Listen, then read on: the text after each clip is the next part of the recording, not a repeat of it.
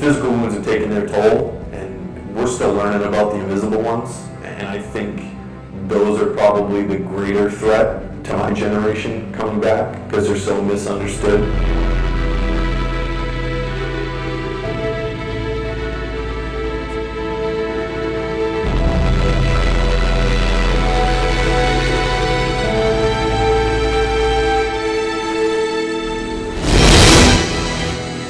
The need is great.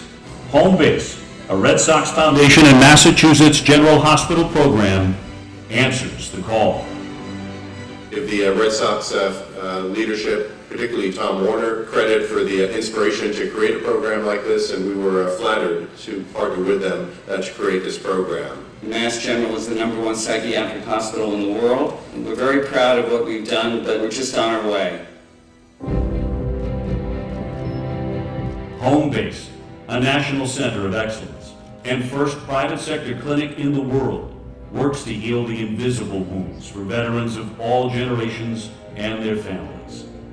They treat their patients holistically, offering wellness and fitness programs to promote overall health, free weekend activities to strengthen family bonds, and classes to strengthen the mind-body connection.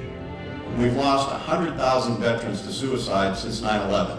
That's a staggering number. It's an epidemic, and so we're here to help try and stem the tide of these veteran suicide through the full range of programs, and we're treating some of the most injured people in the country on a daily basis, and it's because of the dedication and commitment to help these people that they feel welcome, and 95% of them that start the program complete the program. When they succeed, they thrive, and that's really why we're here, to set the conditions for success. It will offer hope to hundreds of thousands of people, and it does save lives every day. Pivoting off the success of its innovative 2-week intensive clinical program, Home Base continues to partner with national and global partners to provide evidence-based clinical care and integrative therapies to special forces and families of the fallen, to include those who have lost a loved one to suicide. So for years, we've been looking for a partner to help us with the most challenging issue that our community has, and that is the fallout of that sustained combat with PTSD and TBI. We've been on a search for a number of years to partner with a cutting-edge leading authority in the treatment of those issues, and what we found was Home Base.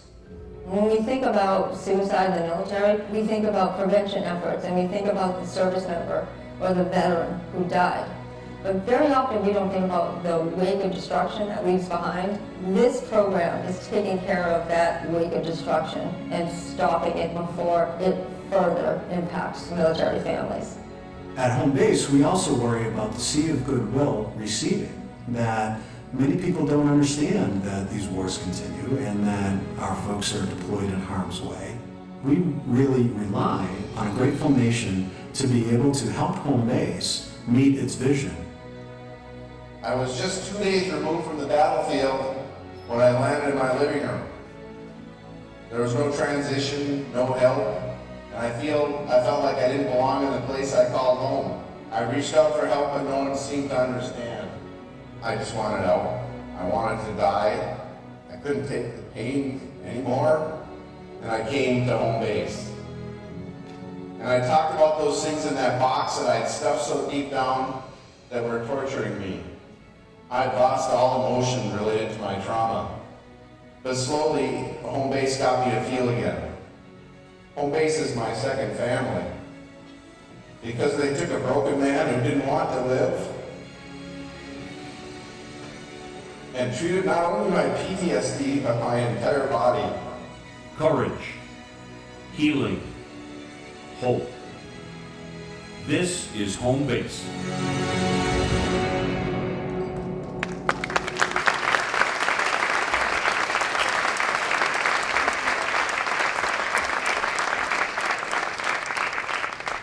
Ladies and gentlemen, please welcome Mr. Tom Warner, Chairman of the Boston Red Sox and Red Sox Foundation and Foundation of the Home Base Program. Good evening, honored guests. On behalf of John and Linda Henry and Dr. Peter Slavin at Mass General Hospital, and Brigadier General Jack Hammond, Executive Director of the Home Base Program, welcome. Tonight actually marks the 10th anniversary of my partner John Henry and Linda Henry's wedding, so I tried to find a place that was comparable to their home in Boston. Next year will actually mark the 400th year since the Mayflower landed in America near Boston, a ship filled with Englishmen and Englishwomen looking for peace and prosperity in the New World. And except for that revolution a little bit later, we've never forgotten our deep connections, and we're delighted to be back. So tonight marks the beginning of a great celebration where a bunch of New Englanders and an occasional Yankee come back to England carrying the banner of Major League Baseball. Regular season games in London. It's a historic initiative undertaken by Commissioner Rob Manfred, who's here tonight with his wife Colleen and their entire family. So welcome. And hopefully by Sunday you'll need no translation when we Bostonians say the word supper, which is in other words the dinner we're going to have in an hour, or wicked pissa, which you may be surprised means amazingly great, and the Chief Executive of the Commonwealth of Massachusetts, who is also here tonight, is typically called Governor. Hello, Governor Baker. This is actually not the first time that London has hosted a baseball game involving our big leaguers. Actually, on Independence Day 101 years ago, July 4th, 1918, England organized a baseball game between teams of the United States Army and United States Navy to demonstrate England's appreciation for our help in turning the tide during World War I. King George V himself and Winston Churchill were in attendance, and the star of that game was a man named Herb Pennock, who, before joining the Navy, pitched for the Boston Red Sox. So tonight we're here in this glorious setting where young royals have lived for over 300 years as we honor both American and UK soldiers who have stood together on the front lines of freedom. And as you know from this video, a decade ago, the Boston Red Sox Foundation saw a need to help soldiers returning from Iraq and Afghanistan who had suffered the very serious and invisible wounds of war. Our clinic is now considered the model facility in the United States as we have saved literally thousands of lives with innovative health care. And at the same time, the UK program, Walking with the Wounded, one of Prince Harry's principal charities, is a program that helps UK soldiers who've been physically or mentally disadvantaged and are transitioning back to society. So we join them all tonight as we raise international awareness and funds for all veterans and their families suffering from the invisible wounds of war. I've had the honor to talk to a number of people who have benefited from the home base program.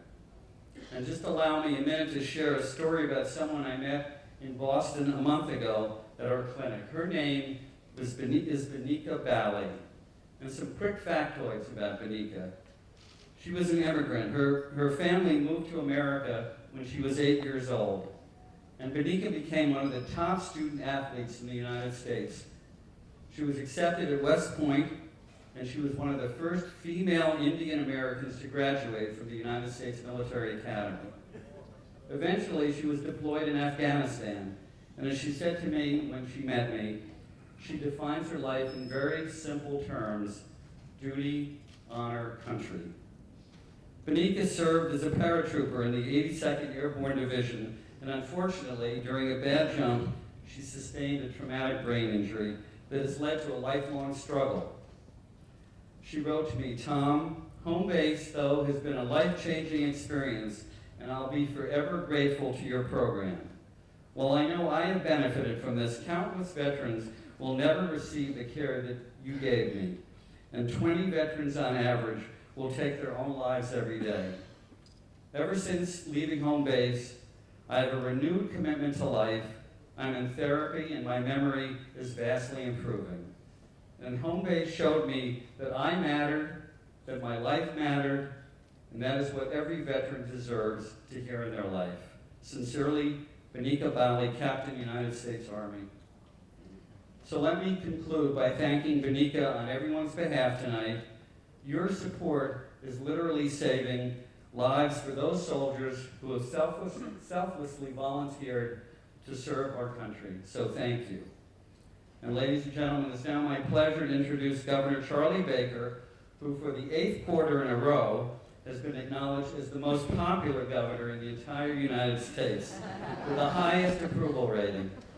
He's been an instrumental supporter of home base, and we deeply appreciate his coming here tonight with his wife Lauren and daughter Carolyn to attend tonight's celebration.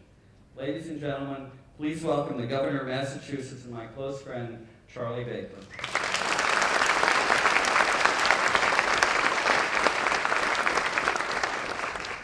First of all, thank you, Tom. To the Boston Red Sox, John Henry and Tom, and to the folks at Mass General, Peter Slavin. I remember when I first heard about this organization, and my initial reaction to it was, we need like 1,000 of these home-based organizations, because I talked to a lot of people in this job, and I was absolutely convinced that whatever it was we were doing when men and women came home, for many of them, it's not that it wasn't enough, it just wasn't right. And there's a difference between those two. You do more and more of the wrong thing, and it's not necessarily going to make things better. And the thing that impressed me so much about home base when I first heard about how it worked and how the model was designed and what it was trying to achieve was it just struck me as the right thing to do for these men and these women. And I went to a series of events, and then eventually I went to the run they have every July at Fenway Park, Run to Home Base. It's a pretty good joke, actually. And they had about 7,000 people who were all going to run in the race that were there that day. And one of the folks who had benefited from the program got up and told his story. And seriously, there wasn't a dry eye in Fenway Park by the time he finished. And that was because of the reality and the authenticity of the story that he told and the universality of the message that was attached to it. And it spoke particularly deeply to the two things I think make this organization special. Number one, we talk all the time in this country about about how we want to thank families for the support they offer to their son or their daughter, their mother, their father, their brother, their sister, when they sign up, put on that uniform, salute smartly, and then go off and serve in some terrible, dangerous place. They come home, they have issues, and they're all alone. The family's alone, the soldiers alone, the sailors alone, the corpsmen's alone, they're alone. And the thing that Home Base did, we're going back to the way we talked about this when they signed up.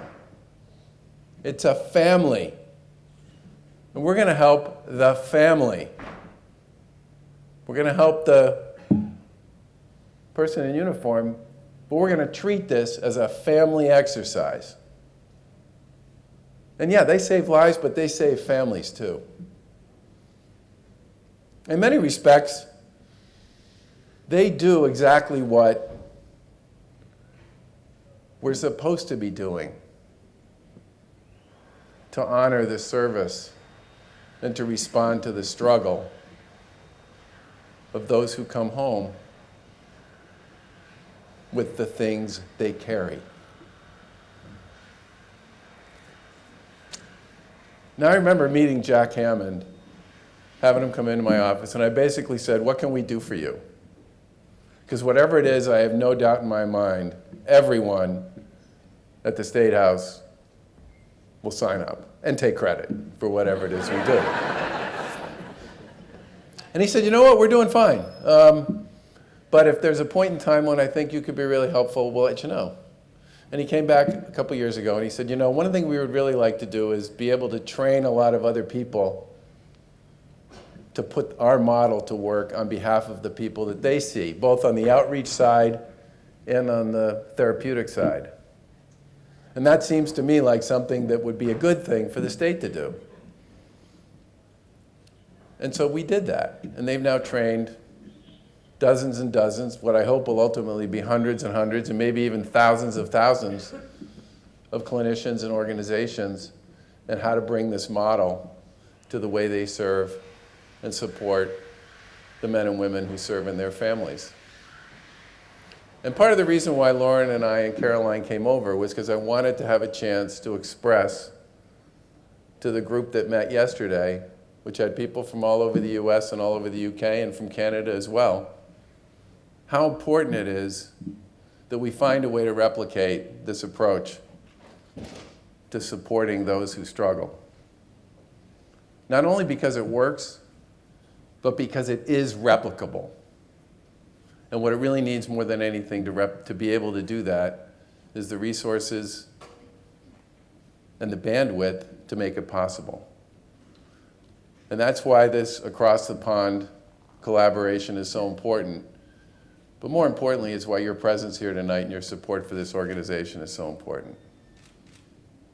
There are few things people do that rise to the level of basically saying, if it's my life or yours, it's mine. And that's the level these people play at. And that's why it's so important for those of us who benefit from their bravery and the sacrifice that they and their families make, that if we find something that works, we double down, we triple down, we keep going until there's enough capacity out there to make sure that we can serve all of them. So thank you so much for being here. God bless you.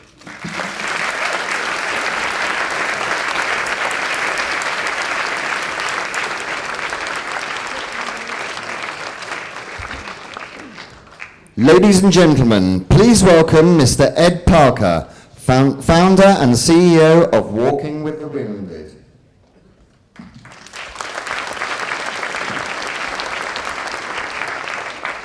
Governor Baker, ladies and gentlemen, that's quite a hard act to follow.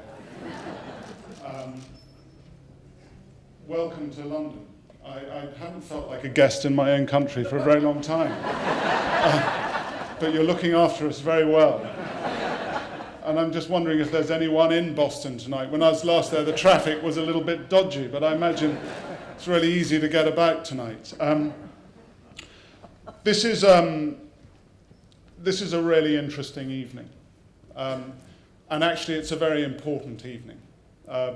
Both Tom and the Governor have talked about the invisible wounds of war. And we, as two nations, as many nations, have fought alongside one another. And yet we come home and we recover in isolation. And it's been a quandary. Why? Why are we doing that? We all have got an incredible amount of experience and expertise in the care and the support of the men and women who have fought on our behalf. But why are we not sharing it?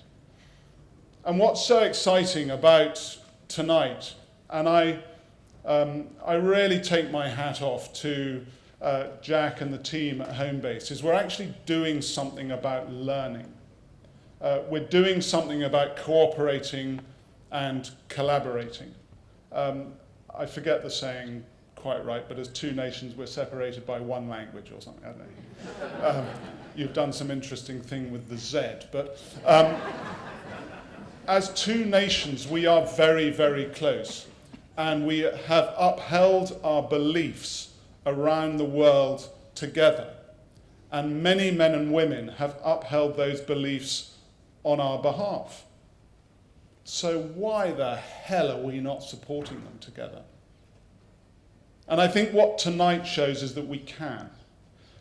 We can do this, we can learn from one another, we can share best practice, we can understand about the needs and the improvement that these people deserve. Walking with the Wounded, compared to Homebase, we're relatively small.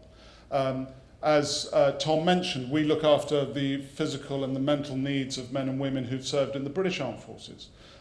We're a little bit different from maybe some of the old legacy organisations in the UK, which have been doing a phenomenal job for our veterans for many, many years. But I would argue we're a little bit more progressive. We need to change, we need to learn, we need to provide new thinking behind the way we can support our men and women.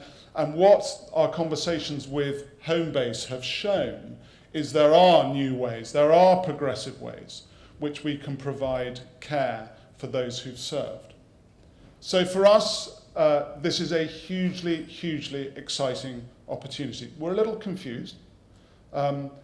Not only is the bat round and straight, but for some reason, and someone please tell me, why is there a football trophy over there? The only thing that I'm pleased about is hopefully there are not many Australians. But thank you very much for joining us tonight. Thank you very much for taking this seriously, because we need to take it seriously. The wars have ended. There are still men and women tonight who are on the front line, but the overt wars have ended. But the impact of those wars have not.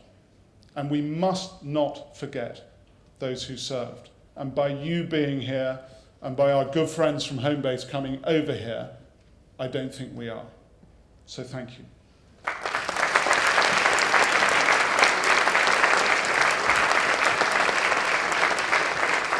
Now, I promised Jack I wouldn't sing, so I won't. But I'd like to now welcome to the stage, he was in the film and both the Governor and Tom have mentioned him. And I don't want to appear too soppy, but this man's become a friend because he's a doer. I'd like to introduce the Executive Director of Homebase, Jack Hammond.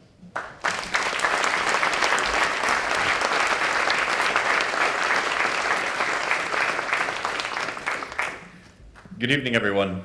And anytime I can get an Englishman that emotional is really something. I've just got a quick housekeeping thing that the staff just asked me to remind. If you haven't registered for dinner, you might consider doing that when you leave here so you know where your table is. There's a few folks that haven't done that. We just don't want you wandering off. I want to thank Tom for his inspiration and leadership in developing Homebase 10 years ago. This is our 10th anniversary. The Red Sox for their commitment. Peter for the incredible resources that Massachusetts General Hospital brings to bear on this problem. We've had an opportunity, and there's very few times in life where you're presented with an opportunity where you can make a significant change for the better, and you can improve the quality of life for thousands and maybe more. And Homebase has that opportunity, and you all set the conditions for that with your support and the continued support of you all here today. I want to thank Bank of America, Major League Baseball, Delta Virgin, and Vineyard Vines for your support this evening and making it possible. Sponsors are always, we always name them, but many of the sponsors involved with this have been true sponsors and supported this program since the early days. Now, as we get further and further and develop this program to higher levels, so thank you all.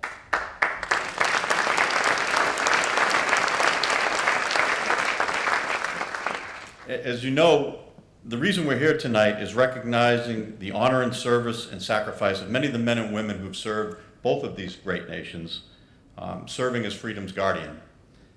And we can never forget the service and sacrifice, as Ed mentioned, of our families. The Governor mentioned that as well, who sacrificed greatly.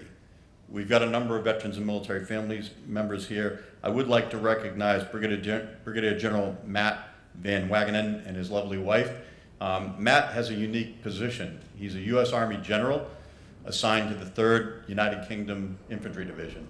So he's permanently assigned here as an Army officer within the British Army and serving here, which really demonstrates the closeness of these two nations.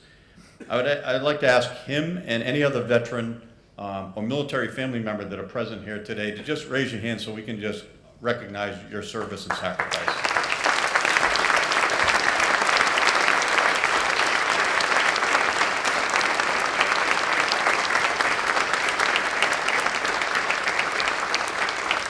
We also have several family members with us whose soldier died in the service of their nation. And I'd like to ask you all to please join me in recognizing these families of the fallen.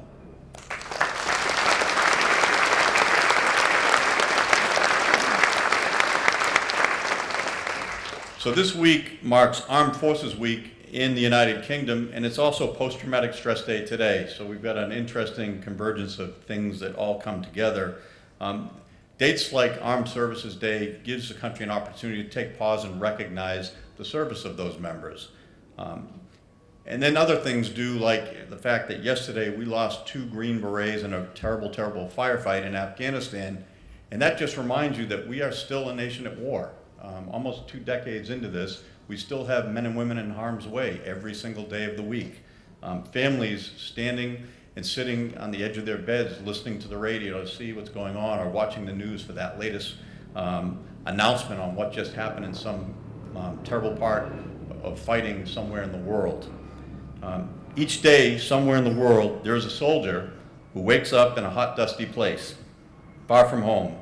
They'll dress for work by putting on roughly 50 pounds of body armor and kit, roughly 25 kilos, and then they'll either mount an armored vehicle or go out on a foot patrol. They'll be called upon to protect the oppressed, help reconstruct a country, engage in terrible fighting, witness terrible atrocities, watch their friends potentially die, and this will go on for 6 to 12 months. And then they'll jump on a plane and return home and act as if nothing ever happened. And then a year later, they'll be called upon to do that again, and then again, and this cycle has continued for 2 decades. Amongst our conventional forces, many of those young men and women now have 3 to 5 combat tours, which before this series of wars was unthinkable. Amongst our special forces community, it's up around 15 to 20 combat deployments. Again, when you think about that and you think about the impact on families, it's just astounding. 3 million U.S. service members have deployed to Iraq and Afghanistan since 2001. Thousands have died in combat and non-combat related injuries. 1 in 3 will return from these conflicts with some type of unseen wound, whether it's post-traumatic stress, increased anxiety and stress, depression, substance abuse. Nearly 1 million military children will have had a parent deploy, and we have no idea what the long-term effects of those multiple deployments will have on these families. Each day now, and for a number of years now, we lose 20 veterans to suicide, and we've lost 100,000 since 9/11. And for each one of these men and women that have died by suicide or any other means, they leave behind a family, which, again, we have no way of comprehending the damage that's been done, and nobody's ever looked at that before, but we're starting to, and that's a step forward.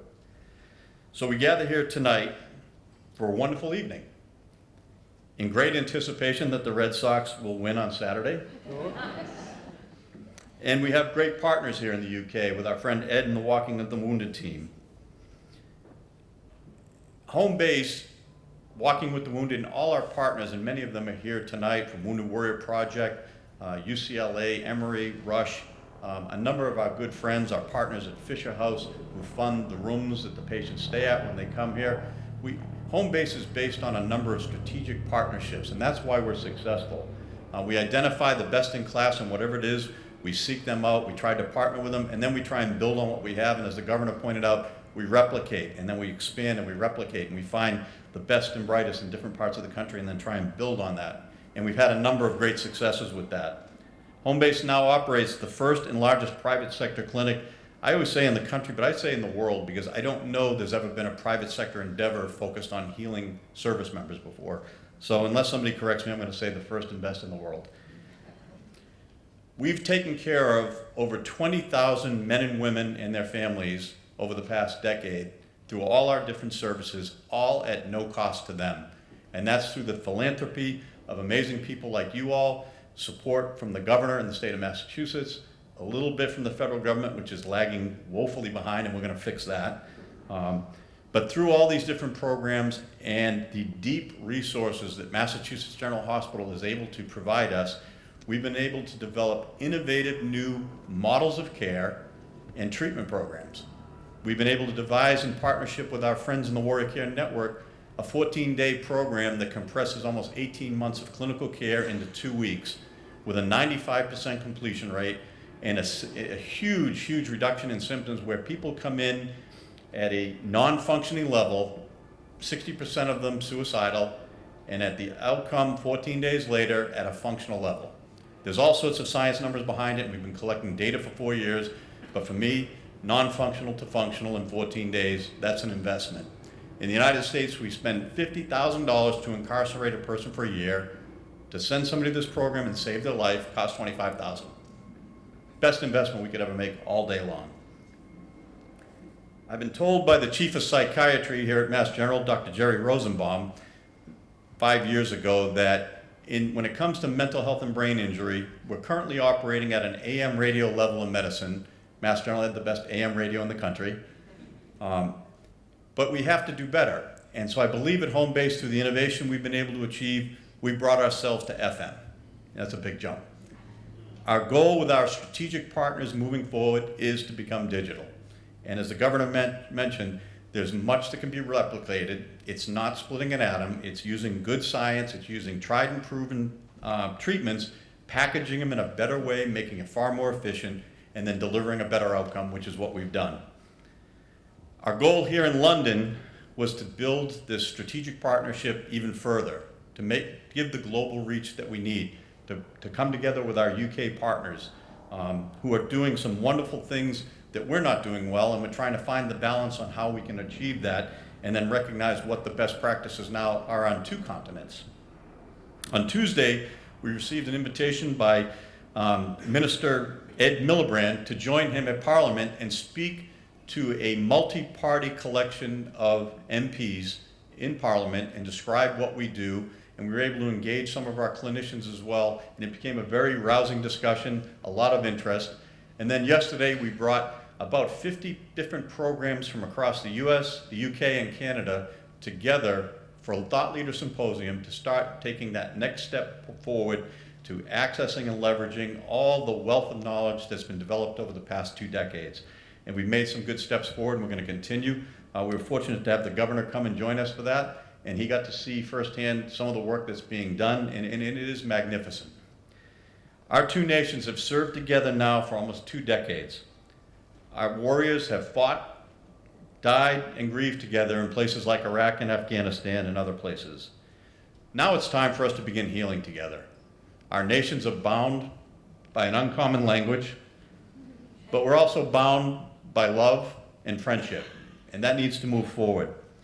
So with that in mind, I would like to have a great evening with each and every one of you, and I'd like to invite you to all join me now over at Kensington Palace and have a wonderful dinner, and then we'll see Sting. So thank you all.